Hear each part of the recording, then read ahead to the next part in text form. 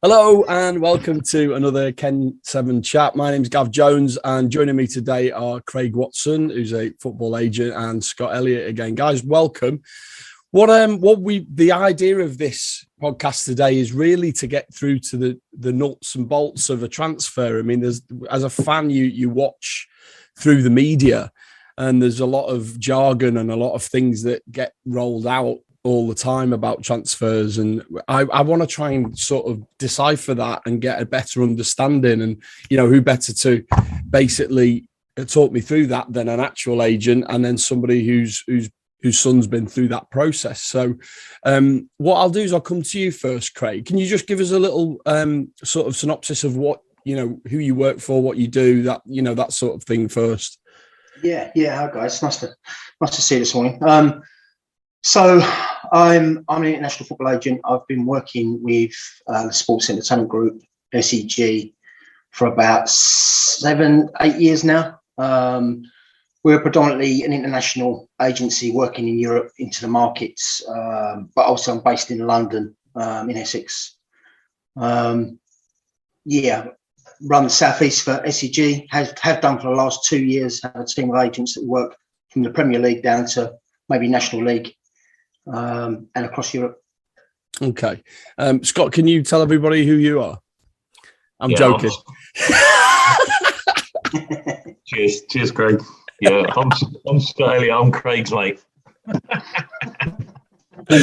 Okay. I anticipate that transfers work either two ways, Craig. One way where the club wants to sell a player, and the second way where the player wants to move and speaks to his agent and say, I want to move. Would that be accurate? And do those two processes, are they different? Yeah, I mean, normally, so a player wants out for whatever reason. It might be that feels he's got a better opportunity or a step up, or the club wants to get rid because they're not quite seeing him anymore and they want to clear their wage bill and bring someone else in there they think could do a better job, basically. It's the nuts and bolts of it. There is a third way as well. If an agent who's looking after the player feels that there's an opportunity where the player could grow, it might not be that the club want to sell the player or initially that the player wants to go, but an agent might say, well, look, we're looking at the pathway, we're looking at the opportunity, and this could really benefit you in your career and be a step up, So, and he could actually get the ball rolling. So three principal ways of a transfer sort of coming around. Scott, from your experience with Harvey, obviously Craig is Harvey's agent, I assume that. No? Okay. So what's been the experience for you with agents? How early did it happen with Harvey? How did that conversation come about? Just approach, really, probably from about 11, 12 years old, really. Just obviously people are at games, watching games all the time, aren't they? So you sort of get approached, at some point.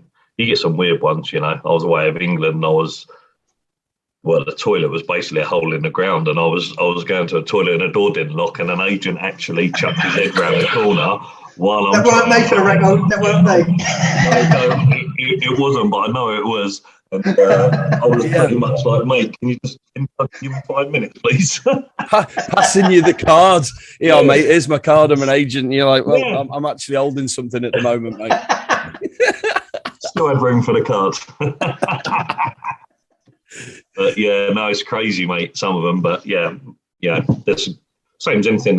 For me, there's good ones, bad ones out there, but that's the same as any walk of life, isn't it? Just staying with basically Harvey at the moment, Craig, is the recruitment of youth players. Is that something you get involved in, and how does that work? How do you hear about players that you should go and look at? Or, do parents contact you? How does that process work? Yeah, with the younger players, obviously,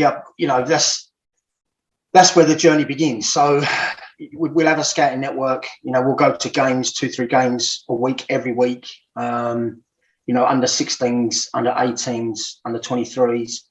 You'll have a network of contacts, you know, and it's a small world of football industry, and everyone talks about the best players as they come through. So in England, there's rules, there's intermediary rules laid down by the FA where you can't look after a minor under the age of 16. So really the process doesn't start until maybe the player's like 15, maybe entering his 16th birth year.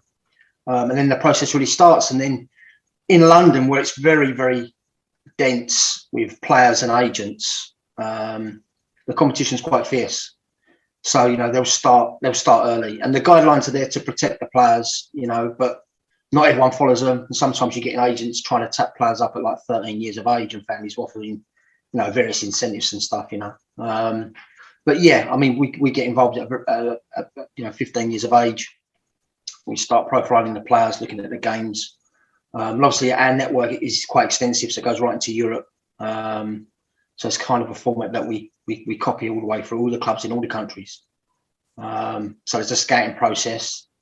There's a procedure that we follow. You know, you identify the players, you do a number of reports, you profile him, his character. So it isn't just about football, it's about his background, about, you know, the type of personality he is. Reports from the club. Eventually we engage the clubs and ask the coaches about what their opinions are of the players. And then we sort of move on from there before making the approach to the family and seeing if it's something that they'd like to move forward with. I imagine that clubs would like to recommend an agent that they trust for their player, especially a young player. Is that very important to develop relationships with clubs in you know, with that in mind? Yeah, it is. It can work. There's pros and cons to that, because if I'm looking after a player, my influence is his best interest. Now, with an organisation like SEG, we're a very big company, so the financial side of it isn't a bearing on us as such. Whereas if you was a smaller agency and you needed to get that special player in to pay the bills, then it's a lot easier for them to cozy up with a club. And if that club's responsible for giving them their bread and butter, you could argue, are they going to do the best by the client or the best by the club? You know, so that's definitely one of the cons. One of the pros is that, you know, if the club respects you, then it's easier to get work done. It's easier to get, you know, the correct information about the player. You can understand the pathway of the player, where the club see him, what his future might be and look like at that club. So it's important to build relationships with the clubs. They do have their preferred agencies. You know, it's the same as in any walk of life. You'll have certain characters that you click with, and you get on with them well, and you seem to lean towards those. And there'll be other people that you're not quite having, and if every time they call, you go, "Oh, I'll swerve that one till later," you know, and you put it on the old voicemail. You know, it's the same in any walk of life, isn't it? So, but yeah, I'd say from my perspective, it's all about the client. Okay. You know? Just Scott, I'll bring you in on this, but Craig, I want you to answer this. Obviously, as a fan, you look at the way Chelsea run, and I realise Harvey had some dealings with Chelsea early on in his career. What do you think? Chelsea seem to have this? They seem to have a strategy of stockpiling the best young players, and they obviously try and develop them. But the upshot of it at the back end is that they can generate transfer fees, which then go into their transfer pot, which is a very intelligent way of doing it. But the welfare of the player, I always wonder about the welfare of the player in that. Scott, what do you think about that? Because you've seen it from Harvey's point of view, obviously. What, in regards to how Chelsea do it? Yeah, well, yeah. I mean, Chelsea. I mean, I have quite a lot of respect for the way they do it, but I don't know whether that has an impact on the welfare of the actual player. So, you know, what would you say? From your point of view, does it? Is it a problem? Is it a good way of doing it? Well, look, it obviously works, doesn't it? When you're selling fringe players for 15, 20 million pounds, you sell three of them and all of a sudden you're buying a world-class player. So, you know, you can't argue that it doesn't work.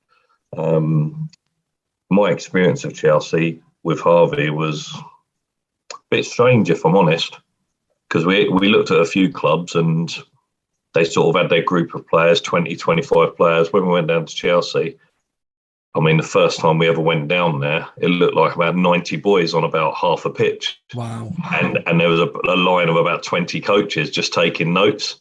Wow. And then the next week there was 45 boys. It was like it was chopped. So it was like they were looking people how they deal with a football, you know, and just running around doing little skills touches and then sort of hand picking so many. But I mean, again, for me, my view is that, you know, if football is about opinions, isn't it? You can have two people, one likes someone, one doesn't. That person who's in that higher position ultimately gets the final say. You know, that's how I see it. I mean, I might be way off the mark there, but I can only go on my experiences and what I've seen in football. But the Chelsea system obviously works. Yeah. I mean, Craig, what do you think about that? Yeah, I agree. I mean, it's not just Chelsea. There's a number of like top clubs that adopted this secondary business structure, if you like. So the football is the primary thing for the first team, and then on the side of it is a bolt-on, is that they're growing players to put back into the game at other clubs for a return, you know. And as Scott rightly said, you know, it gives them a pot where they can then go and facilitate their elite signings, isn't it? You know, it's a fantastic model, but everyone seems to, you know, a lot of the big clubs are adopting that now. Difficult. I mean, I don't totally agree with stockpiling players. I think it stifles opportunity, it stifles growth of players, especially young players. I think there's been a little bit of a change since Brexit came in, because you can't go into Europe and bring those mid-band players in now for no money. So they're having to drop, you know, like under 23s, players are ready for the first team but not getting the opportunity at the big clubs. They're having to put them in the smaller clubs down the leagues. So it's kind of improving the level of the clubs down the leagues as such. So it has flipped a little bit, but ultimately then players are going to go back to your Chelseas and your, you know, the other big clubs, and they're going to be sold on for X amount of pounds. And again, they're going to go out and get that elite player from the money that's raised. And is it an unfair advantage on the competitors? Maybe, but, you know, they're not the only club that are doing it. But it's difficult. I mean, because you can argue on the other side, I'm sure Chelsea would, is that the development that they provide. If you've got a club like Chelsea, Man City, Liverpool, any of the big clubs, Man United, on your CV, then you're going to come away from that club and you're going to get a career somewhere, aren't you? You know, with that amount of development, you know, and coaching that those clubs can give you. So it's kind of a win-win, really. You know, it's a win for the club, it's a win for the player. Can I just pick you up on that? Because I've, over the years, I mean, I used to go and watch Liverpool reserves as it was then, the under-23s as it is now, quite a lot. Yeah. And there was players there who looked promising, but then Liverpool had released them and they just simply disappear. Yeah. And that would be my take on it, that it's not that healthy to stockpile players, because those guys, they seem to just slip out the league completely. And I remember speaking to Paul Dalglish about it once, and I was like, why does that happen? He's like, you've got to realise that football at the lower levels is it's almost like a different sport. And they're not prepared for that, because they're used to playing on lush green pitches where they've got time on the ball, they're knocking it round, they've got another fantastic player next to them where they pass to, and everything seems a lot easier when you slip down the leagues. And I don't even know what the answer is. I mean, maybe you've got some thoughts on it yourself, but I don't know what the answer is with that in terms of trying to protect those players. Yeah, I mean, it's difficult, isn't it? Because, I mean, they could cap it, you know, but I mean, if you look at I mean, it's hard, because if you're looking at the players and all right, okay, so you're a young player, you're at Chelsea, you're thinking you're going to be that player who comes through, and you don't. But then if you're one of those lucky few that go through and have a career somewhere else, you know, there's a load of players that I could probably pick up on who go on and have really successful careers, and sometimes they even end up back at their parent club, you know, that they started with, you know. I would argue that if they're dropping down the leagues, and it is a different game down the leagues, it's more of an athletic, physical game down the leagues, you know. So I would argue if some of the boys, maybe they're not at the level, you know, maybe there was something that they, you know, what is it, 97% drop out, never come through. No, it's a first team football. It's crazy, but it's a harsh industry, you know. If you're a footballer, you know, you start off very early, maybe 7 or 8. You know, you give up the times of going to parties and going to shopping and whatever, because you're always training and your focus is to make it. You know, 10 years in, you're 19, you still ain't got there, and you're still working hard and trying to be that player. It is very difficult. You know, it's a harsh industry, but you know, the ones that do come through, they're going to have really, you know, fantastic careers and fantastic lives. But you know. Let me just pick up on it, and Scott, you can talk about this. The loan system. So the loan system sometimes feels like it is a development step, but also sometimes feels like we just need to get rid of him to anywhere because we can't help him here. Do you think the loan system works, Scott? Again, on experience, I would say yes, it does. Yeah. But for me, it's we touched on this before. I've spoke to other parents where their kids have gone out on loan, and they're looking for excuses. They're looking, the parent club aren't doing this, they aren't doing that. Now, for me, the player has to take responsibility, and the people around him. If he's going to go out on loan, he's got to go out and he's got to smash it up. He's got to have a great attitude, and he's got to use it to his advantage. But it's the same as a young player coming through as an academy player. If you get there's an argument, isn't there? Like Craig touched on. If a young player goes to Chelsea, Liverpool, Man United, Man City, they've got all the best facilities, they've got everything. So coming down could be a bit of a shock. Where we sort of had the opportunity. We started off at QPR, and it was basically you're playing on a cow's field at times. It's horrific. But I don't think that done Harvey any bad. And when you're going on loan, again, just through Harvey's experience, we've gone on loan, and the first things we talk about is you got to be the first in, the last out. You got to have a good attitude. You got to lead by example. They're experienced players. They're 33-year-old players, 30-year-old players fighting for their last contract. They don't want some big-time Charlie kid coming in giving it the big one. Keep your head down, work hard, and earn the respect of them players. So, yes, it can work. But, again, by going on loan, you are missing out a little bit on the facilities, et cetera, but you're also broadening your views on how the world works. And if you've got the right attitude and you're going to work hard, I think you've always got a chance. And it's, when Craig touched on it, when players go out on loan, that's fine going out on loan, but don't ever look at it as a negative. And if you go into an academy, you treat that academy. Too many people get hooked up, I think, on certain things in academies. And I think you as a player has got to go into that academy and go, do you know what? I'm going to use every facility they've got to make me the best I can be. And you've got to be a little bit selfish about it in the nicest possible way. And that's how you get better, isn't it? No, I agree with that completely. Craig, let's move into the anatomy. I mean, I wanted to call this the anatomy of a transfer to try and get a better understanding of how transfer works, nuts and bolts. So let's say, for example, Liverpool are interested in Thiago, who they ended up signing, but it seemed to be very protracted. It seemed to take ages, and there was a lot of thing in the media where they said Liverpool are monitoring Thiago, which is seems ridiculous because it's like you either know he's a top player or you don't. So why are they monitoring? Why don't they just put in a bid? How does that whole thing work? Why do things take ages? I mean, 9 times out of 10, when they're saying they're monitoring, if a club wants a player and they're saying they're monitoring, then it might be a hold up with the other club. They don't want to sell him, but the player wants to go. They're trying to negotiate around it. They're trying to get the player's agent to put pressure on the club to sell the player. It might be that there might be an outstanding medical. We're not sure if he's fit to come across. It also might be that, with a transfer, so a club will identify a weakness within the squad, and then they will go out and look for that profile of player. Now, there might be 3 or 4 options that are put on the table that could be of interest. Now, the top player could be, in this instance, Thiago. But there might be a B and a C option as well. Now, if they're not sure they're going to get the A option, then they'll say, well, look, we're monitoring him. And it might be that they're looking to see if these other players might be a better fit sort of thing, So there's a number of things that could hold up deals.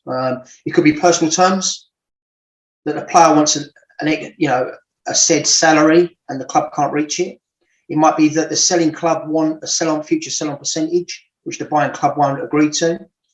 There might be certain clauses within the original contract at the club that are preventing it from being moved forward smoothly, and it might be sitting with legal, so there's a number of things. It isn't as clear cut as what, that club wants the player, that club's going to sell the player, make it happen, There's something you mentioned there. Well, there's a couple of things that mentioned there, which were questions that I actually had. First one was, why is it that basically clubs seem to agree wages with a player before they agree a fee?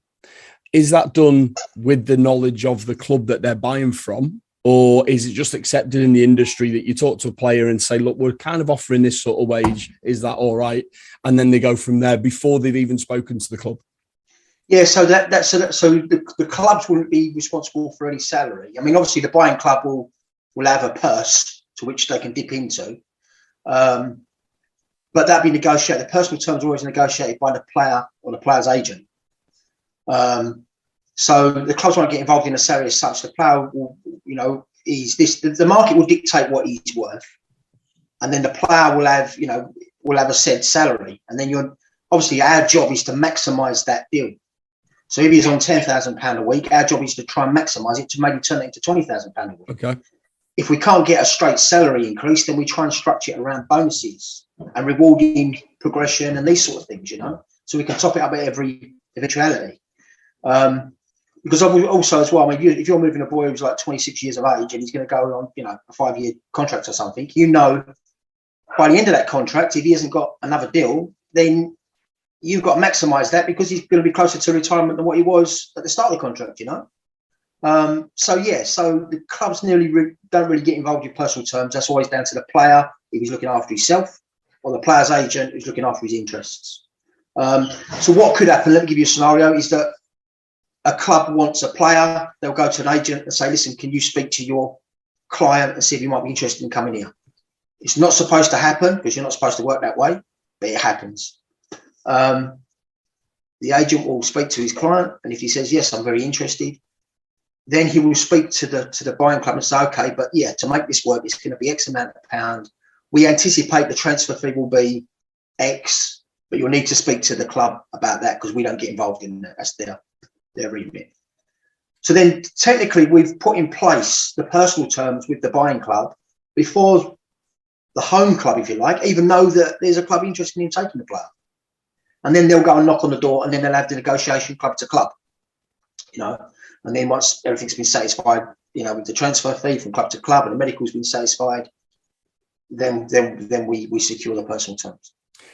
Something that you touched on there as well, and I'll use this as an example. And what I wanted to find out was, is this normal now? But certainly when we were looking for a backup left back to Andy Robertson, Liverpool were interested, and a lot of the media attention was focused on Jamal Lewis at Norwich, and it certainly looked like he was the forerunner. A couple of days after all that news broke, Liverpool signed Tsimikas. Now, my question to you is, was the Jamal Lewis thing kind of a smokescreen, which is what you see on social media? They've used that as a smokescreen. Or was it literally they went for two players at the same time, spoke to both of them, sorted deals out, and then they just picked the best one? Yeah, that's probably as simple as what it is. They've just picked the best one that suits the club, they feel fits the club's philosophy and the playing style. Deals can fall down as well. It might have been that neither of the clubs wanted to lose those players, and it was down to the agent and the player putting pressure on the club to sell him. And he might have just been subject to negotiation. It gets to a stage where it works, and then they move on. I mean, Jamal might not have worked. He might not have been able to agree. The agent might have wanted too much commission. The player might have been in two minds. The club were maybe reluctant to sell. There's a number of reasons why. It could even come down to the player's wife doesn't want to move to that area. Right. All these things, they're all conducive to whether a player moves or not. I mean, I always see that when I've spoke to journalists during transfer season, as it were, they're always very at pains to point out it's such a fluid situation. And as fans, we see it quite black and white, but there are so many factors in it. And everything you've said there just feeds into that. There's, like you say, the wife thing, they might not find a school for the kids that they're happy with or whatever, that sort of thing. I'll speak to both of you on this, Scott, because I can see you sat there quite lonely, Scott, and you're looking a bit glum. What sort no, I'm quite interested in what Craig's saying. Actually. This is payback for the last podcast where you excluded me. What sort of aspects on a player's contract can stall? So we hear things about image rights now, and I'm guessing social media following is a big thing. I mean, I'll come to you first, Craig, and then Scott, you can talk a little bit like that. What, are those the things that are in contracts now, image rights and social media access? Yeah, I mean, there'll always be a clause within a contract that the club can absorb a certain amount of the image right, obviously to sell shirts and stuff like that and get some sort of return on any fees that are paid. And that's just common practice, really. Most commercial deals are bolt-ons to what, for the player and the agent. The clubs don't really, they don't really get involved as much on the commercial things. It's kind of a bolt-on that we do with the players on the side. There could be certain clauses within a contract for a very high profile player where the club want to control that, so everything's done in the best light of the club. And there might be an agreement there between the player's agent and the club that everything's going to be sat down and gone through prior to any commitments made commercially. But my experience is that normally the commercial side of the business is something that the clubs don't get involved in. It's something that we do on the side for the players to lift their profile and to sometimes to bolster their income. Just let me go back to something you've just said there. Image rights. How does that actually work? Well, it is just that. It's procuring a certain percentage. The player would be entitled to a percentage of his own image rights. The clubs will control an aspect of that. If it's an independent commercial deal, then it's just a negotiation like any business transaction.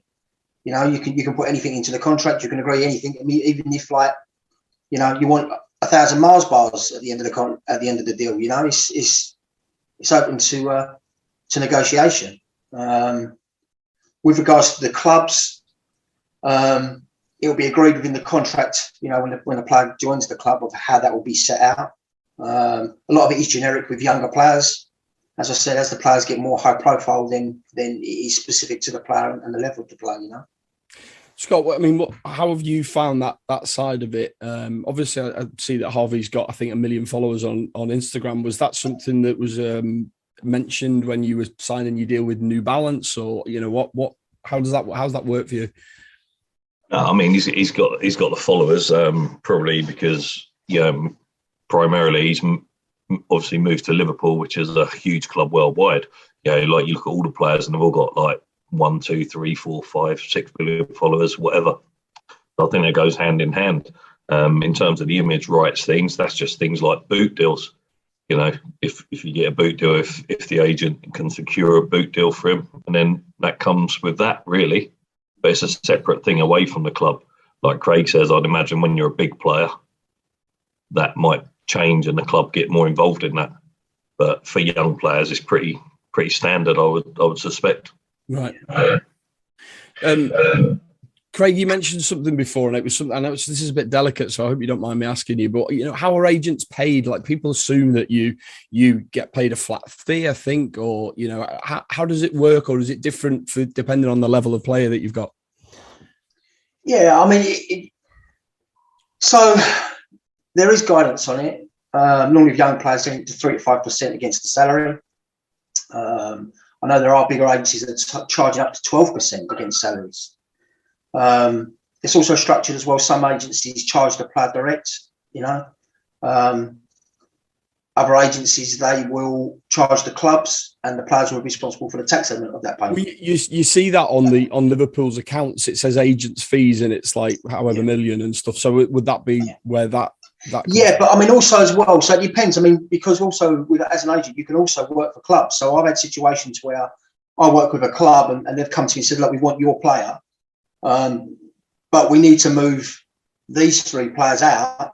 Can you give us a hand to move these 3 players through your network?" Right. So then, so then that's nothing to do with your client, your player as such. You're working on behalf of Millwall. So then you agree a commission-based fee for doing that work. So then you'll be paid directly by the club.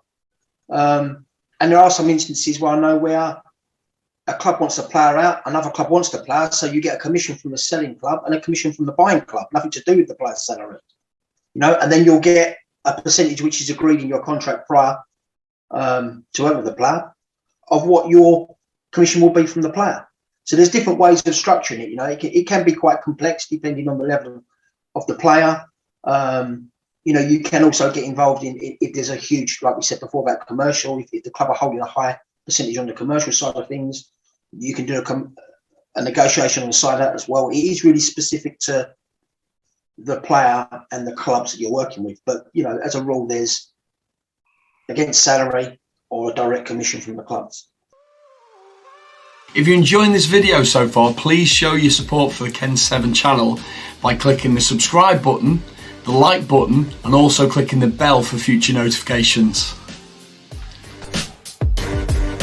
If you could also share the video on your Twitter and Facebook account, that will show YouTube's algorithm that you like our content. Do you know about Ken 7 merchandise? The link is in the description of this video. We have premium fanwear for fans covering Liverpool, Celtic and Scotland, and it's fanwear for young and old, so we have t-shirts, hoodies, sweatshirts, caps, mugs, you name it, we've got it. Just something else to remember, every purchase that is made on our website, we donate to the Marina Dalglish Appeal, so you're helping a great cause as well. Greg, something I wanted to ask you about is in football deals and with your work is insurance. It's something that never gets thought about with fans, and it's obviously something that needs careful consideration. I mean, how does that work, insurance with deals and with players? Yeah, normally there's a generic cover from a club, so the club will have a provision within the contract where they blanket cover their players. So you'll cover the club's generic medical provision. But what you can also ask for the player is that you want, as a bolt-on, you want a certain amount paid directly to the player, so he can go out and get independent medical cover as well, which covers him in the likelihood of he should get an injury that either ends his career or keeps him out of the game for a long time. So you can get an uplift in the contract where they pay you an amount, whatever you negotiate, to cover that independent policy, and then that covers the player. If he should want to go into coaching after he's injured, it pays to facilitate that. The insurance will cover him, to go into the next line of his career, whatever he wants to do as an occupation, So is this? I mean, I'm assuming this is insurance in case something ends his career, or insurance if he gets a long-term injury, and that covers the club. They claim on the insurance there for half his wage or something. Is that how it works? Yeah, no, it's not directly with the club. So the club give you an amount of money. So maybe it's just say, for argument's sake, you ask the club for £5,000 that goes direct to the player, paid to the player. The player then takes that and goes into an independent medical insurance company that will give him a policy. So something he does independent of the club. So he will still be covered by the club's medical and insurance policy. But it's something he does on the side for his own critical illness or injury. God forbid, but should it happen, and it does happen, so you've got that additional cover in place, to go on and have another career somewhere else if it isn't going to be in football. Let me ask you about swap deals. Are they actually a thing nowadays? People seem to think that it's an easy transaction, but I imagine it's very, very complex. So it seems now that when they do a swap deal, what they do is two transactions rather than it being a swap. Is that because it's so complicated? Yeah, it's difficult. It's difficult. I mean, if you're going cross-border, country to country, then it's very complicated, because obviously you've got countries, say like Italy to England.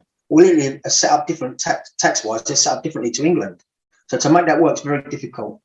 I mean, within a country, there's been quite a few swap deals, but historically they're quite hard to do.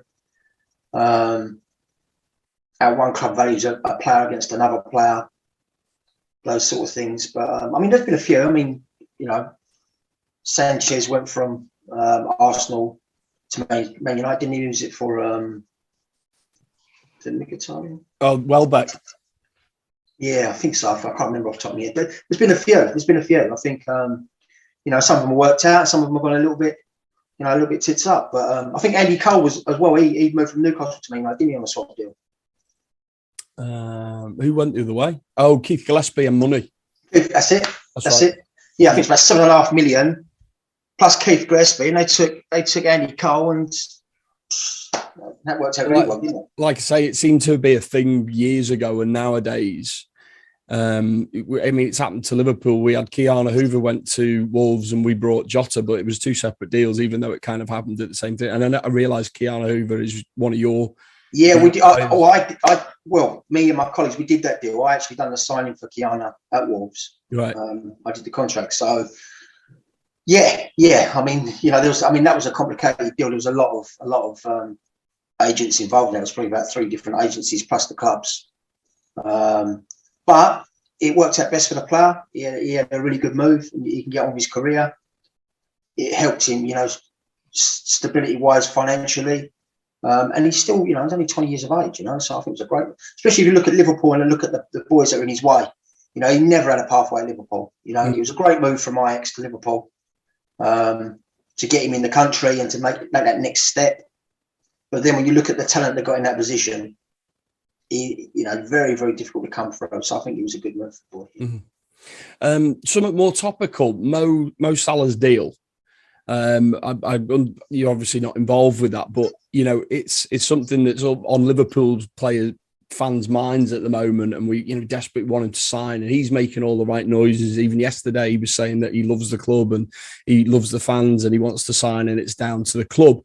What are the type of things that could be delaying this deal? Is it more complex than just his weekly salary? Yeah, it could be. I mean, there could be another club in the mix, couldn't there? And obviously he comes out and says that he loves Liverpool, wants to be there, but in the wings, you might be waiting for something to go through. You don't know. I mean, obviously I'm not involved in that. I don't know the ins and outs of that deal. But it could be the duration of the deal. It could be the salary. It could be the structure of his bonuses. It could be a number of things that he wants to get right. Or it could come down to the agents. Maybe got a couple of other options, and that, and he wants to exhaust those before he commits. I'll argue, depending on how long the contract is, it could be his last contract in England, couldn't it? You're obviously in that game. Have you got any insight into whether that deal's going to get over the line? No, I haven't, unfortunately. I could probably do a little bit of digging and find out. I'll call you later. I've been naughty there, haven't I? I have been naughty. I didn't realise. Listen, the honest answer is I don't know. That's the honest answer. If I knew, I'd tell you. It's no skip of mine. So no, I don't know. You wouldn't tell us. Scott, you can answer this. Scott, you can answer this one. Liverpool's I don't know either. Yeah, I'm not asking. No, I'm not. Yeah, Scott's in a better position than me. You are the last person I'd ask, because I know that I wouldn't get anywhere with you. So Liverpool's transfer record has been pretty miraculous in the last 5 years. There's been very few failures. Usually the failures have been one where they've panicked and brought someone in that, that perhaps they wouldn't have been looking at before. What do you think it's down to? I'll ask you, Craig, in a minute, but Scott, what do you think that's down to? Because you see it from the other side that we wouldn't possibly see it as fans. Yeah, I just think they take their time, don't they? They don't. There's no panic buys. You don't need to panic buy. At the moment, people are talking about covering Salah and Naby and Mo and Sadio. Sorry, they're away. They're missing the Brentford game, really. 2 Arsenal games, which is the cup, which we wouldn't normally get this far. In all honesty, would we? And the Palace game, and then they'll be back, pretty much. So there's no need to panic. I don't see any benefit in that, and I think it will be a case of, if a target does become available for the right price, because the selling club want that to happen, I think they would make a move. But I mean, for a Liverpool fan, you January is a no-go. It's a waste of time having a January transfer window for us, really, generally. But let's just go again in the summer. We'll wait for the summer, wait for their targets, and I'm sure they've got them. And when the time's right, they'll bring them in. But Jurgen, I don't think wants to work with a huge squad of 25, 30 internationals knocking on his door, if you like. He's happy to bring the youngsters through, which is good. you know, if you're good enough, you're going to get that opportunity. You look at Kate Gordon a weekend, amongst others, Tyler Morton. Again, these are players coming through. And I think as a fan, there's a big excitement, isn't there, on getting a new signing? But sometimes it's right in front of you. Yeah. And you go back to the Chelsea. Yeah, they had Loftus-Cheek in their midfield, and they went and spent 40 million quid on Sol Yoko, wasn't it? Yeah. Oh, back in the yeah. Right. Never hardly played. Didn't do nothing for a year. Had to get rid of him, and they got Loftus-Cheek doing just as well out on loan on Palace, who surely deserve that chance. But as a fan, you want to see that big signing because it's exciting, and you do need a bit of that. But it's also great to have homegrown players coming through, and just on what we did earlier, Gav. You look at the Chelsea philosophy, and without the trouble and the band they were in, people like Mason Mount probably would not have got that chance. Yeah. And now they benefit from that. And also Reece James as well. Yeah, Reece James. And they're top players, aren't they? Yeah. But now all of a sudden Chelsea look at it and fans and they go, we've brought through some homegrown talent here. And it might have been forced upon, but that's actually quite exciting as well. How good was it when Gerrard and Owen and people like that came through for us? Well, Trent Jones, you've got Harvey coming through. You know, it is exciting. Craig, let me ask you something. Just going back to my point about Liverpool's success in the transfer market and the way that they scout and how forensic it is, and is that something that perhaps changes as the ability to change market prices?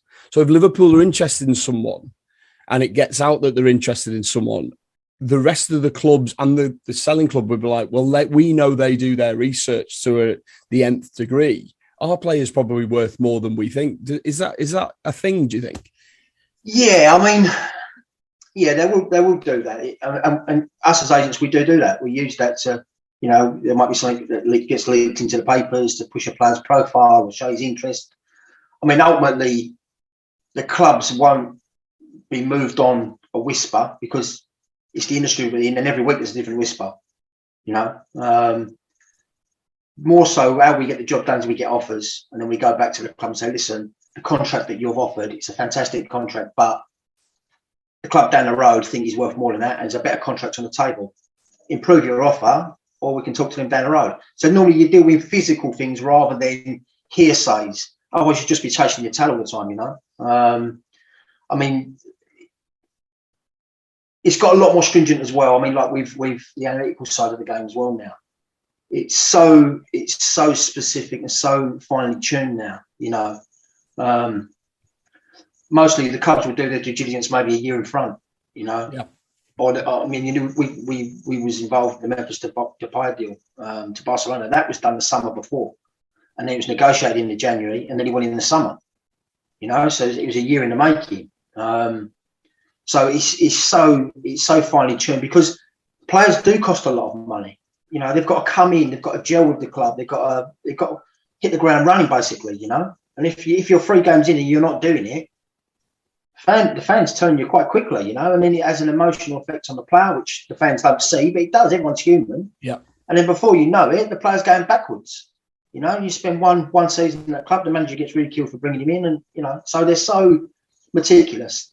And these guys in the recruitment divisions at these clubs, they're like machines. They strip everything back. They get all the ins and outs. They look at the personalities.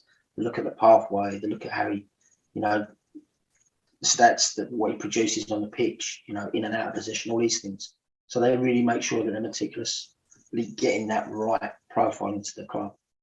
So Liverpool, I mean, obviously this is a Liverpool podcast, Craig, so I have to keep going back to Liverpool, and that's something we're interested in. Liverpool have been very, very, very adept at keeping things quiet. So we've had, over the last few years, we've had transfers that have come out of nowhere. So Fabinho literally was linked Man United, a couple of days after the Champions League final, Liverpool signed Fabinho. It literally happened in the media within about 3 hours. We linked with him and he was signed. Same with Diogo Jota. That came out of nowhere as well. And you've just said that you were kind of half involved in that deal, certainly the Keanu Hoover side. So, I mean, how are Liverpool able to do that? I mean, would there be non-disclosure agreements signed before, to try and keep it quiet, or have they just been very clever at it? No, I mean, it also could happen that the player wasn't available, suddenly become available, and he was just fitted perfectly. I mean, if Firmino's agent is is up to speed. You understand the market. You know what player suits a certain kind of club, you know. And if your player suits that club and there's an opportunity because there's a space in there, it's our job to go knock on the door and say, listen, he's available. How can we get this to work? And then, you know, if you're a club and you've got the opportunity to sign in a player and he fits and all the boxes are ticked, it can happen very quickly, you know. So it could be just that he wasn't available, then he was available, and then it was like, listen, let's jump on him quick before somebody else does. You know, and then on the other side of it, it could have been that you know, they have scouts, these big clubs like Liverpool. I mean, you know, they've got scouts every corner of the world looking for that talent, you know, reporting back. You know, it gets passed down the chain back to the club, and then the due diligence that they do on these players, it could be that there was only maybe 3 people involved that knew about the player, and they made the decision quickly. It was passed up to the gaffer, and he said, "Yes, I'm having him," and bang, it was done. Craig, sorry, can I ask just on that? And you don't have to answer it, but it'd be nice if you did. And sorry to put you on the spot, but during the Kijana transfer to Wolves, yeah, did you know about the Jota potentially going to Liverpool before it was released? Were you aware of that on the cards? No, well, myself, no, I wasn't aware of that. Right. So as I said, there's quite a few other agencies. Yeah, so a totally separate transaction that you didn't have a clue about. Yeah. I mean, that at the time, obviously once it was going, it was moving forward. Then yeah, I knew about it because obviously it was in the mix. But at the time negotiating it, there was no, you know, we wasn't aware of it until it was on the table, sort of thing. So the truth was, we wasn't aware of that until actually we got there and we see the mechanics of it. And like I said, there was a few other agencies that were involved, were working directly with the club. Obviously, the way that we work, we're a little bit more closed loop than other agencies. It's very rare that we work with mandates with other agencies and stuff. So our player, normally we're involved in it. There's no third parties taking place with that. So that's why they had to bring us in to get that deal done, you know? Yeah. So that answers your No, that's fine. And the Kijana stuff, obviously, because I'm quite interested in this as well. You, at the time, looking at your client at Liverpool, you didn't feel like there was a pathway. So how long in the making was the deal to Wolves before it happened? Oh, it happened quickly. So initially, obviously, a club wants a player and identifies a player and thinks he can be that one. So they'll dress it up and they'll sell you the dream and they'll bring you in, you know, which was fantastic, and it was a really good positive move for him moving from Holland to England. But then you get to watch inclusion performances, where they're playing him, you know, all these things. Now, if you remember when he first came, he started playing as a centre back, didn't he? Mm-hmm. Yep. You know, when he's a right wing back, they tried to force him because they had Trent Alexander and Nico Williams. Yeah, they had them there. So they're trying to really maybe squeeze him over. They know his qualities. They know he's a great player. So how can we infiltrate him into this structure? It just wasn't happening, and we could see that happening. And obviously, we speak to the player, and we're party to the conversations that he has with the club and the coaches and stuff. And he's like, you know, I'm not feeling this. Is, you know, and so you build a picture up, and straight away, you know, at 19 years of age, he needs to play to develop. He's playing at a level that could be arguably be one of the, you know, the best league in the world. You know, he's getting bit parts, but he's still not quite that player because he needs to develop. So you look at that and you think, well, okay, well, we're aware that he needs a sideways move. So we need to try, whether it's still in England or it's back in Europe, he needs to move sideways at the level to move on again. So the deal came through, you know, the offer came through quite quickly. The two clubs kind of agreed it quite quickly, is my understanding, and then we was called in to negotiate the personal terms. And I mean, I'm not a direct player agent. One of my colleagues is a direct player agent, but because I'm based in England, myself, one of my other colleagues, we went there and oversee the deal, checked the paperwork, done the signings, was there to represent Kiana. Yeah. One of the, or a couple of things, I mean, that philosophy doesn't work at academy level, as we know, in terms of players not quite being at the level of a Cat 1 club, but a good Cat 2 player. obviously there's not really agents involved at that age, so you can't really make that move. But one of the ones that interest me, because Harvey was at Fulham, there was a lad called Cody Dremmer there. Yeah. Now, you won't have an insight on this, I'm sure, but it's just to get your opinion. So he's moved to Leeds United. On that, he would have been based on, look, come in with the promise, if you do this, if you do that, blah, blah, blah. So for his career, he's thinking, this is a good move. I'm going to start playing first-team football at Leeds. Yeah. Now, that hasn't materialised at all. He's now got on, or he looks like he's going to be moving to Cardiff on loan now to play. So what do you think goes wrong in terms of, from your point of view, you move a player to a club, he's promised this, that and the other, and I know ultimately it's black and white, it's down to the player to do it. If the player's doing well enough, he's playing. It's as simple as that for me. If he's not, he's not. Right, that's down to the player. But do you think there's any other thing involved there where you go, God, I've just moved him here and now it's not I think that there's a number of things. I mean, obviously, as you just rightly said, can't play for the player. The player's got to turn up. He's got to have the performances and hit the ground running, as I mentioned before. Secondly, he might have picked up an injury, which he can't get over. Thirdly, there's the welfare and the social aspect of it. He might not have settled in that area, so he couldn't get the best performances. I had a lad that moved from South London to Scotland.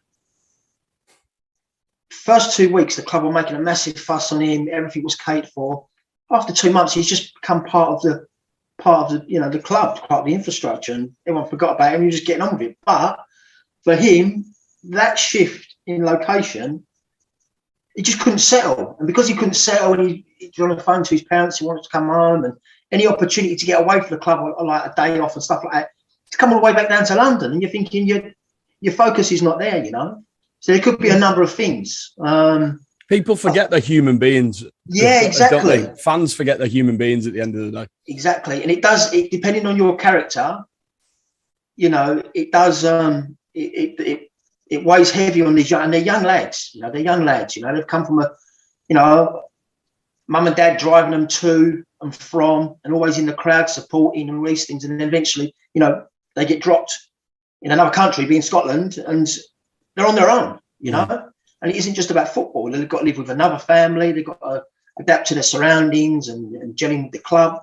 Sometimes it clicks and sometimes it doesn't, our job as agents is to set them up the best way we can, maximise the deal, get the best financials we can for them, security we can for them, because if you can do that for a player, then it's very hard for the club to move sideways on the player because they've got to get a return on that. So we try and get those best possible contracts in place, and then it comes down to the social and the player turning up and playing, and getting those. Craig, let me just ask you, how much of this is done? I mean, it always cracks me up that back in the day that you'd see in the media they've faxed something over. How much of this is done now by Zoom? How much of it's done? At what stage do you have to go and actually visit the club with the player and all that sort of stuff? I mean, is it an easier process now because of the technology? Yeah. So technically, I'm told club to club faxes are still used. Why does that not surprise That's me? what I'm told. Yeah, the knock on the door is a fax. Yeah. That is ridiculous. Yeah. Wow. I'm told that is still the policy. But from our side, how we do it is that we get the initial interest. Then if the other club agrees, then the buying club will arrange a meeting where I'll take the player in and they'll convince the player why he's their target, what they see in him, what the pathway will be, where they see him, how they're going to elevate his career, including all these things. They've got to convince him that it's the right club for him. So we'll go, before COVID, we'll sit face to face and they'll do a presentation and they'll bring the big wigs in and the manager. The manager will come in and say, listen, you're my guy and this is why, and et cetera, et cetera. And then after all that, they sign somewhere else.